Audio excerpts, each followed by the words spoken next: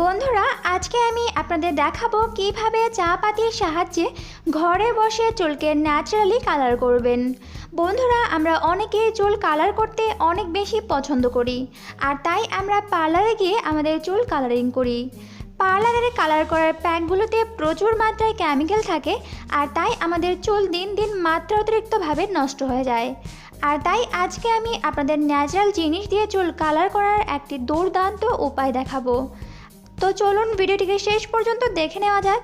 আর এখনও যারা আমার চ্যানেলটিকে সাবস্ক্রাইব করেননি তারা প্লিজ আমার চ্যানেলটিকে এক্ষুনি সাবস্ক্রাইব করে নিন এবং এর পাশে থাকা বেল আইকনটিকে প্রেস করে নোটিফিকেশন অন করে নিন, যাতে আপনি আমার চ্যানেলের সমস্ত ফিউচার ভিডিওগুলোকে সবার প্রথমে দেখতে পারেন।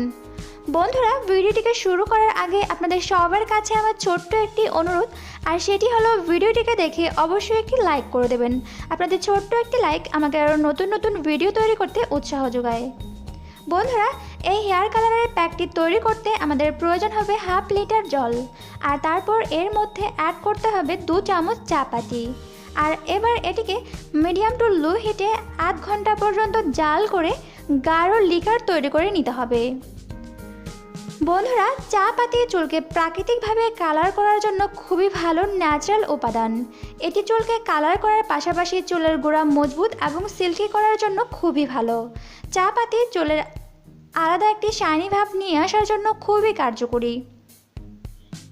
বন্ধুরা এই প্যাকটিতে কোনো পার্শ্ব প্রতিক্রিয়া নেই। এই প্যাকটি চুল কালার করার পাশাপাশি চুলকে স্বাস্থ্যোজ্জ্বল করে তোলে।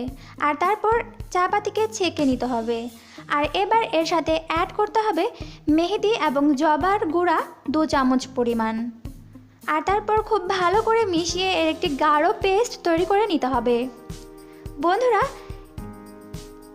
মেহেদি গুঁড়া চুল কালার করার পাশাপাশি চুলের গোড়াকে শক্ত করে এবং চুলকে ঝলমলে করে তোলে।